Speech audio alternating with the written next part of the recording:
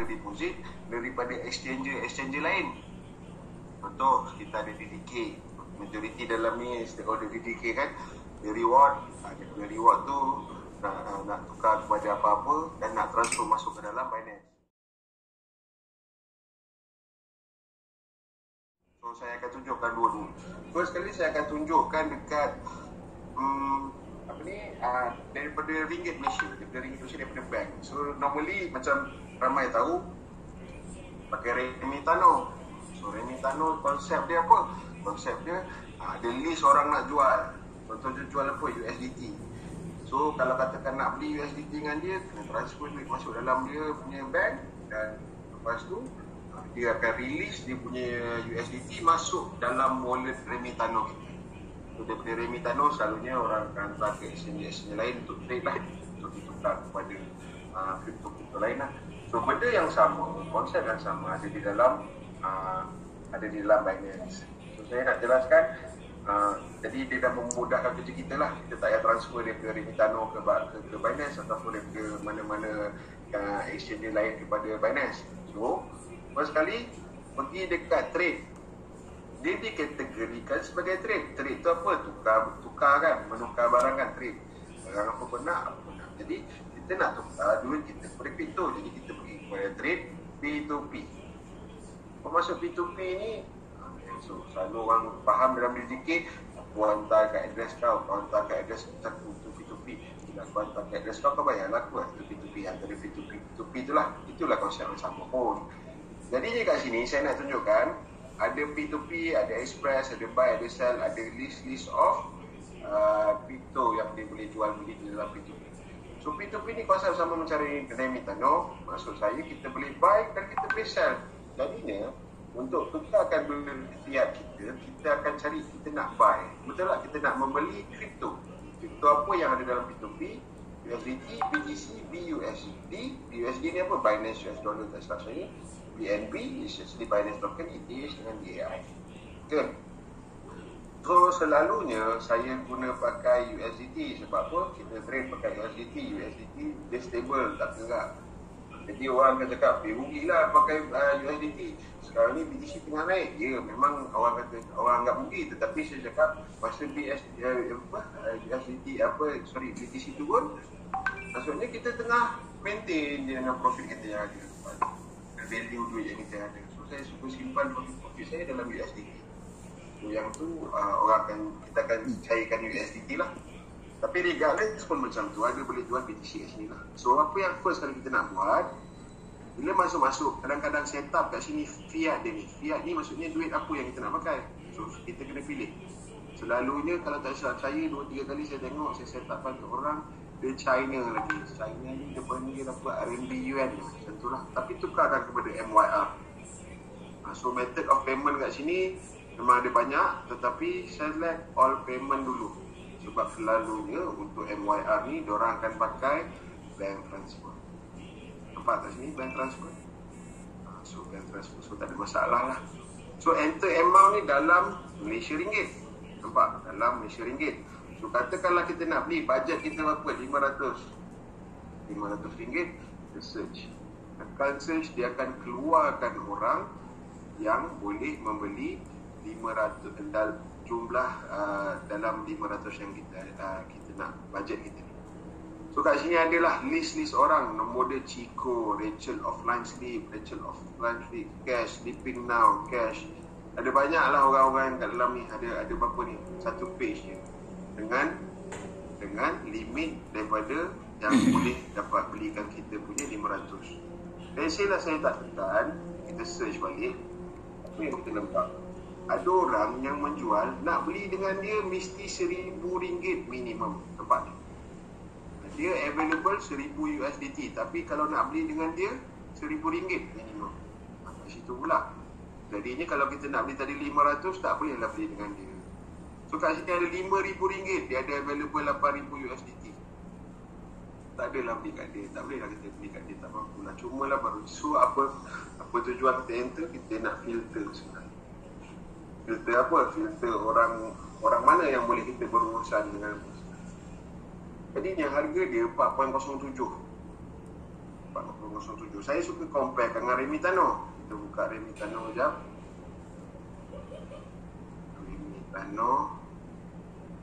Remitano, cuba buka Remitano. Kita tengok USDT dia berapa sekarang ni. Saya tengok USDT, data USDT. Okay. So list orang nak jual. Contoh harga dia 4.08, 4.08. So kat sana lebih kurang murah 0.1 sen. Kalau kita nak sell 4.00, 4.001 lah. So jadinya kat sini, kalau katakan saya tekan sell, orang nak beli kat sini 4.05. Jadi yang belakang-belakang ni untuk nilai yang kecil tak adalah nampak beza. Tapi bila nilai tu dah besar, contohnya dalam 1000 USDT, 10,000 USDT, dia akan nilai. Okay, apa jadi? So bila kita dah list ni, kita akan tekan buy USDT ni. So sebelum tekan buy USDT, make sure kat sini ada bank transfer. Bank transfer ni maksudnya kita transfer ke bank account dia. Kadang-kadang ada yang pakai PayPal, ada yang pakai WeChat Pay, ada yang pakai Alipay kat sini. Jadinya jika kita ada tu semua, bolehlah kita guna pakai. Saya cakap kenapa orang pakai PayPal lah. Sebab PayPal ni dah boleh, PayPal ni dia punya penggunaan meluas. Sebab dia orang pakai PayPal. Sebab dia dah jadi macam ada orang di luar sana dah boleh bayar, scan dia pakai PayPal. So orang banyak simpan duit dalam PayPal. For example, dia tak adalah masuk ke transfer sebagai punya apa. So saya ada kat syorkan untuk buat akaun PayPal. PayPal ni sebab dia dah boleh scan je pay, scan to pay, scan to pay. Dia tak payah guna pakai dekat Europe apa semua pakai memang dah famous dah PayPal. Sebab itulah bila PayPal masuk BTC, lagi orang suka sebab dia orang boleh guna pakai BTC untuk payment. So orang pakai kat PayPal. Di China pula orang pakai WeChat. Jadinya dia orang tak payah masuk bank, masuk dalam WeChat je. Contohnya di Malaysia penggunaan yang baru nak besar ni sekarang ni Dashengo Wallet lah. Jadi kemungkinan lepas ni ada Dashengo Wallet boleh masuk Dashengo Wallet. Okay. So pakai bank transfer. Apabila kita tekan buy USDT, so dia akan keluar I want to pay, I will receive. Maksudnya dengan harga tadi kita letak je 500 for example. Kalau kita tekan buy, patut kena baca term and condition please do not put any word crypto, USDT, PayPal reference and payment reference under put order number or your full name is easy for me to check. Okay, maksud je kat sini dia dah bagi tahu saya advise letak je ni 122.85. Apabila kita kat reference tu kan dalam bank account kita letak 1.2285 supaya senang. Dalam bank kita pun kita faham kita ni beli USDT saja for example. So saya beli hari tu kalau katakan receipt tu nanti 122.85 maknanya saya tahu yang saya beli 122.85. So bila kita buy USDT ni contohnya dia akan keluar satu slide yang ada nombor account, siapa penerima. Dalam masa 15 minit kita kena transfer masuk ke dalam account tu 15 minit lah. Dan dalam masa yang sama dia ada nombor telefon orang ni siapa? Orang ni Chico, nama Chico lah. Chico ni ada nombor telefon. Selalunya lepas saya transfer saya immediately call, hello bos, saya dah transfer, please release my USD. Tadinya dalam masa yang sama dia akan alert. Remitano tak ada, kita boleh chat je kat situ. So kat sini dia memudahkan. Ini kalau konsep kita nak masukkan duit ke dalam beli USDT, deposit dekat bank.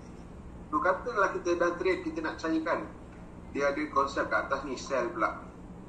So sell kita boleh nampak kat sini ada benda yang sama. Jadinya untuk sell kita boleh simpanlah. Kalau ada BTC tak payah swap kepada BTC terus, USDT terus jual BTC. Kalau kita ada pegang BNB tak payah swap kepada BNB. Semuanya yang membezakan orang kat dalam Binance ni ataupun kat mana-mana, diorang yang banyak orangnya adalah di dalam USDT. For example saya tekan USDT, orang yang menjual beli dia ada kat bawah ni 3 page. Bawah ni 3 page. Yang BTC ni tekan BTC berapa? Ada 2 page ni. So maknanya ramai yang nak membeli dan menjual USDT. So ramai orang transfer. Okey, sama juga kalau nak jual kita tekan cari tengok ni ada PayPal. Nampak tak ada PayPal? So kalau katakan dia nak bayar, dia akan transfer duit ke dalam PayPal. Sama juga limit orang ni berapa. Cuma dari segi trusted, macam mana kita nak gain trusted kepada contohnya Mark Chun ni, compare dengan CM Nissan ni. So 416 order dia, dia yang lebih ni. So kalau katakan 90% ada proof tu, saya rasa okey lah. Ada orang juga baru nak start menjual beli. So available 7,000 USDT ni sebenarnya dah disahkan oleh siapa? Oleh Binance. Jadi kalau kita nak jual, dia memang kena letak lockkan 7,000 USDT di dalam dia punya account P2P dia, untuk letakkan dia punya order dalam ni. Ni kira order jugalah. Ni order orang nak jual, tadi tu order orang nak beli, betul. Tu yang lebih ke depannya, tu saya kena buat kelas lah macam mana nak letakkan kita punya iklan dalam ni. Itu buat benda lain. So saya tak explain kat sini lah. So kata nak jual sama juga pakai bank transfer. So orang akan transfer duit ke kita dulu, baru Binance akan release kita punya US dollar ke orang tu. So maksudnya Binance nak tahu kita punya yang kita nak jual tu ada ke tidak, betul? Jadi Binance sebenarnya akan check P2P wallet tu. So apa maksud P2P wallet? P2P wallet adalah wallet yang kita kena transfer daripada mana-mana masuk ke dalam P2P, baru kita boleh jual. Okey, saya tak masuk dalam P2P lagi punya wallet ni semua. Okey, so far clear pasal P2P ni. Express ni jujurnya once kita letak je berapa kita nak jual, Binance sendiri akan selected orang-orang yang betul. So kita tak payah pening-pening, maksudnya Binance dah apa, tapi dia akan bagi tahu. Mungkinlah ada method cara, kalau kata Express, orang ni sebab dia bayar iklan ke, dia bayar apa ke, Binance akan pilih orang tu saja. Contoh, memudahkan, tak payah pening-pening kepala. Express terus, siapa-siapa nak beli jual lah, tak kisah harga apa semua, bagai jual juga. Tentulah Express ni. So kalau kata nak buy ataupun nak sell, kat Express ni salah satu mudah lah. Maksudnya Binance dah mudahkan cerita kita, tak payah nak pilih-pilih apa semua bagai. So kat sini boleh kita, maksudnya kat sini boleh kita deposit. Apa maksud deposit? Memasukkan kripto ke dalam Binance, ataupun withdrawal, mencairkan ke dalam bank account kita, mengeluarkan, mencairkan lah. Itu yang saya cakap. Okay, ini adalah konsep P2P ni lah. Dalam Binance dah ada. Again saya cakap, saya bukan promote Binance, tetapi saya hanya keluarkan features. Kerana saya cakap apa, lepas ni teknik yang kita belajar kat mana-mana pun boleh guna kat mana-mana. Awak pakai SCT apa, Xmarket, pakailah Xmarket, tapi pakailah Spot Market, teknik yang sama saja. Okay? So saya explain wallet pula.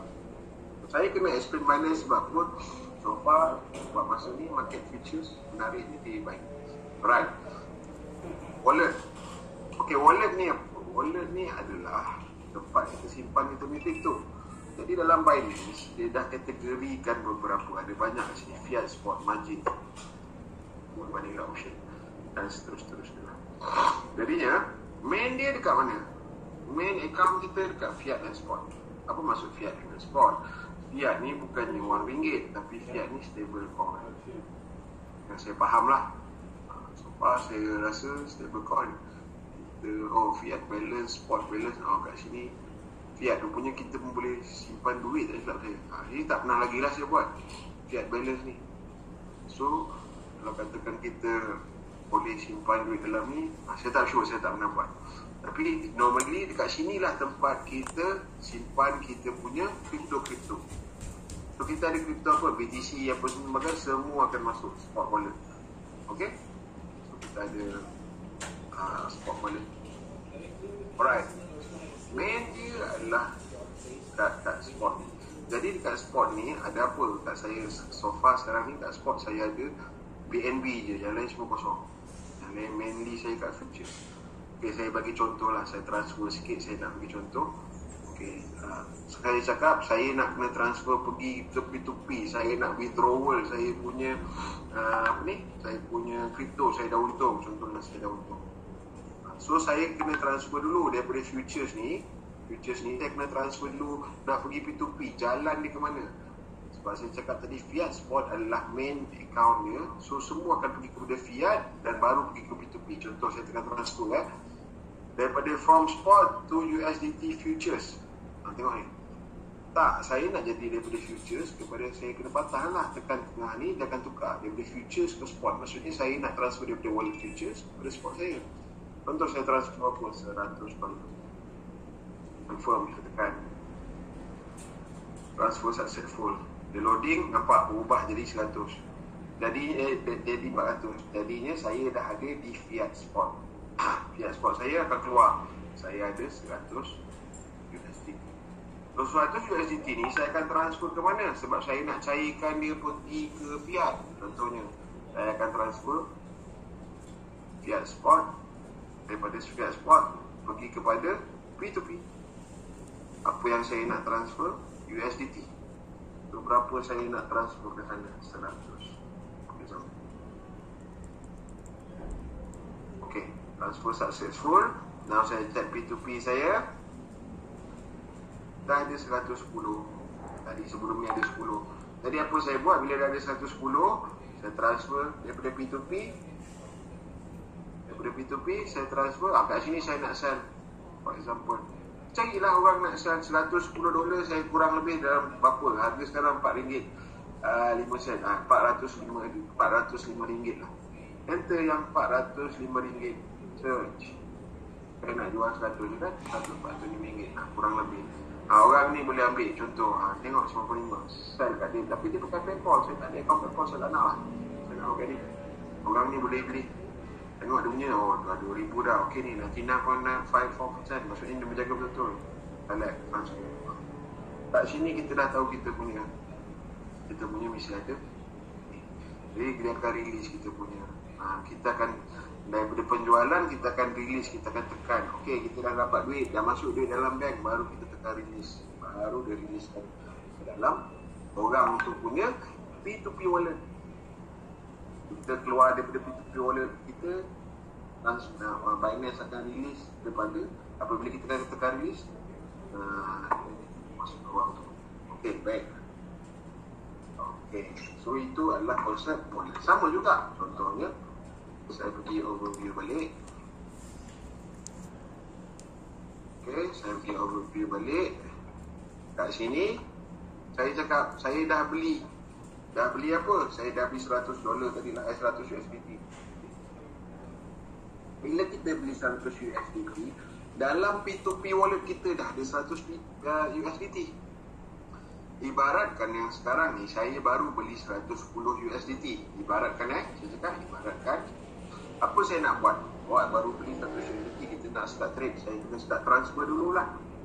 Jangan tekan kat sini, transfer. Transfer ni, okey, apa daripada P2P ke mana? Spot wallet.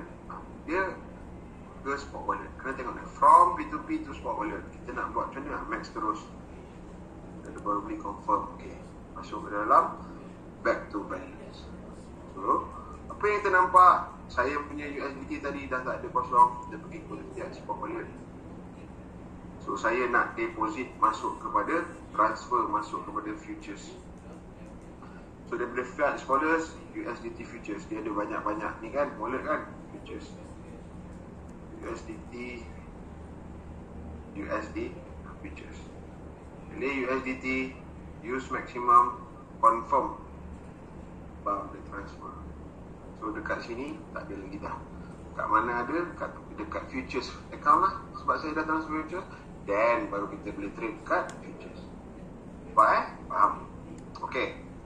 Itu tentang wallet, itu tentang apa. So sekarang ni saya nak jelaskan tentang futures. Sorry, saya salah pilih tadi. Tahu balik. Futures ni ada USDSM futures, coin futures. Pakai USDSM futures. Coin futures tu dia jadi dia dah main butterfly apa semua pakai tu. Sebenarnya jujur saya pun tak tahu. Saya pun tak nak pakai. Okay, semalam dalam grup, saya tak sure akak yang mana satu ataupun yang mana, dia kata ada isu ETH. Nah, dia punya candle tak sama dengan apps. So yang tu nanti saya akan cuba tengokkan sekali sama-sama. Tapi so far untuk hari ni saya sudah dulu. Okey. Ini adalah trading saya. First sekali apabila kita masuk sini, kita pastikan kita punya trading platform ni ada kat sini atas ni original, set original macam ni. Okey. Ni pun baru ni, apa benda ni pun saya tak pernah tahu. Contohnya saya bangkar lah. Original dan trading view. Trading view pakai trading view dulu. Pakai trading view sebab trading view ada tools ni semua pakai. Terus ni. Ini bezakan trading view ni, grid ni pun ada bezakan ni. Grid ni kita nak tengok.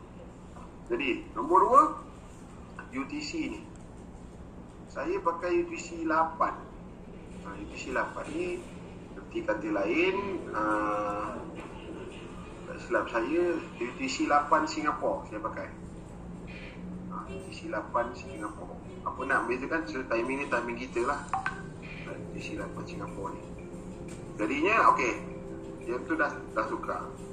Okey, apa yang kita nak tengok kat sini? Kat sini ada BTC. Kat sinilah kita nak pilih kita punya pair.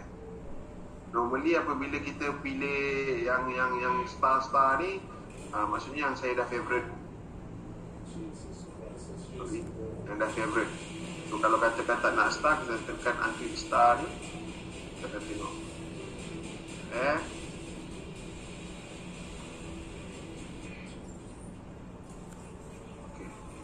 Ni USDS ni ada coin, ada zone fee apa semua bagai. Kalau tak ada start, ini total dia, total yang dah diada dalam Binance Futures. Okey total dalam Binance Futures punya list tak sama dengan total list pair dalam BNB dalam spot. So yang ini, yang mana yang ada dalam futures, yang Binance sendiri akan listkan di sendirilah. So ada beberapa yang mana kita pair, yang pair yang kita tengah follow dan kaji, saya akan starkan lah. Jadinya khas kepada semua, jangan tengok semua market pada permulaan awal kita trade. Saya syorkan pilih yang wajib BTC ETH. Lepas tu pilih 3 atau 4 saja. Sebab apa? Nombor 1, daripada pilihan 3 atau 4 ni, kita akan nampak apa yang saya nak kamu semua nampak, pergerakan market kurang lebih sama apabila BTC ETH kuat. Ada ketiga tak sama, tapi majoriti sama. Kurang lebih saya cakap sama. Saya cakap daripada most of the time dia akan sama, tapi ada ketiga tak sama. Most of the time sama. So pilih 3 market, monitor pergerakan price dia macam mana, monitor pergerakan semua macam mana. So pilih tu dulu untuk awal-awal. Semalam saya ada post kan, gambar semua hijau-hijau, terus sebenarnya saya ada entry 10 entry. Sebab kat situ kita akan nampak behavior market. So pilih dulu 5 yang bergerak cantik, yang rasa boleh kita nampak gerakan yang okey. Pilih dulu. Kalau awal-awal ni tak tahu apa-apa, pilih yang top 3, top 5 dalam CMC pun tak. Pilih yang tu macam, tapi abaikan XRP buat masa ni sebab XRP tengah ada sentimen. Tapi jangan abaikan terus sebab bila jatuh sangat bawah, cuba tengok XRP jeling-jeling sikit tadi naik tak. So saya sarankan pilih. So sushi buat masa ni, ini ada pair-pair yang saya tengah ni, macam Aisyah 2, Delta, BNB, Luni. Yang ni yang saya suka lah. Macam Kak Niza, itu hari apa OMG, katakan ada OMG dalam ni. Tengok ada OMG, carilah OMG dah $3 kan. Pilih yang terbaik. Okey, ni tempat ni. Okey, cross dengan isolated. Apa beza cross dengan isolated? Cross ni, kalau kita baca what is cross isolated, share your margin balance cross all open position. About liquidation, even liquidation you reach your full margin balance long. Maksud dia macam ni, kita ada 10 entry, macam saya ada 10 entry. So capital saya ada contohnya 500 buat masa ni. So saya punya capital tu, dia punya margin call bergantung kepada performance semuanya position yang saya masukkan. 10 tu, for example lah, saya entry 10, tetapi salah semua entry buy, tapi tiba-tiba satu jatuh ke bawah dengan laju. Jadinya Yang lain tu semua tengah maintain. Satu ni mungkin ada ke apa news ke dia jatuh ke bawah dengan lajunya menyebabkan tapi disebabkan saya punya capital ni besar 500, dia masih lagi cover kepada keseluruhan entry kita.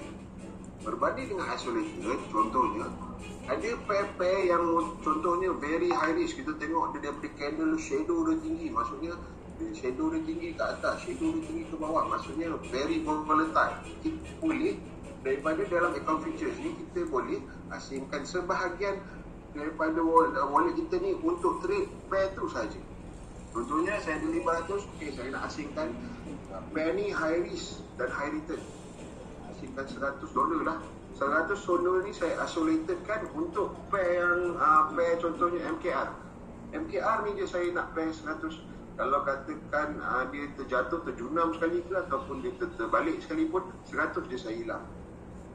Instead of dia terjatuh, tergolek, 500 saya hilang, saya boleh riskkan saya punya capital 100 je tu. Boleh? Kita isolated. Jadi isolated setiap pair ni kita boleh letakkan dia punya. Tapi saya tak pakai sebab apa? Sebab setiap kali kita entry, saya dah bagi tahu dia letak SL. Kita manage kita punya risk dekat mana? Dekat SL kita.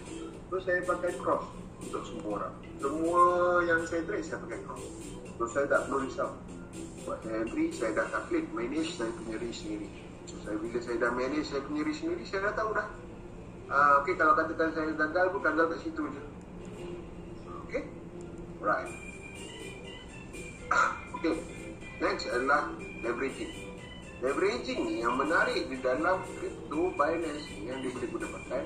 Masa kita tengah trade, kita boleh ubah-ubah dia punya leveraging. Kalau kita pakai forex, at the first beginning, di pay entry, kita buka account, dia dah suruh pilih. Kau nak leverage berapa? 100, 200, 500. Dalam forex, dia punya leverage kasar-kasar. 100, 200, 500. Dalam crypto, dia sampai 125 saja. Jadi standard default 20. Tergantung kepada pun. Kenapa orang pakai leverage? Macam saya cakap, itu leverage adalah untuk orang bayar dengan nilai yang sikit tetapi boleh pegang size yang besar, unit yang besar.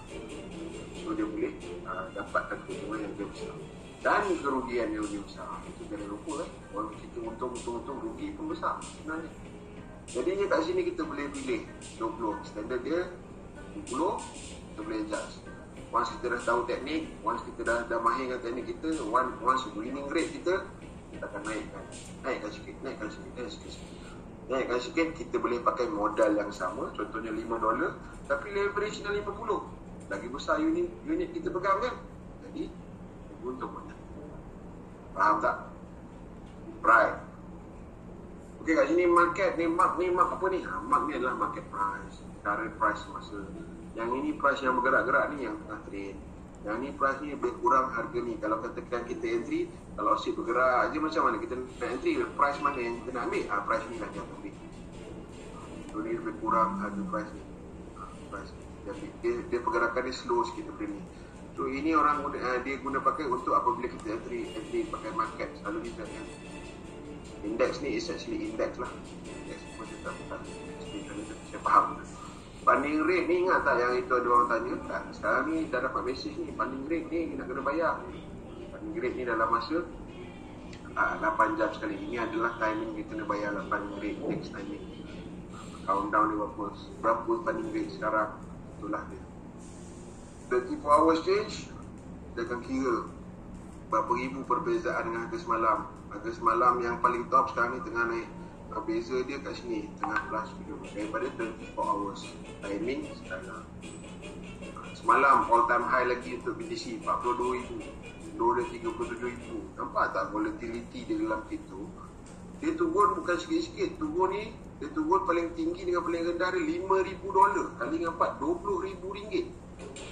Semalam pergerakan harga dia naik RM20,000. Contohnya, siapa ada satu BTC untung semalam kalau beli dekat 20,000 satu hari.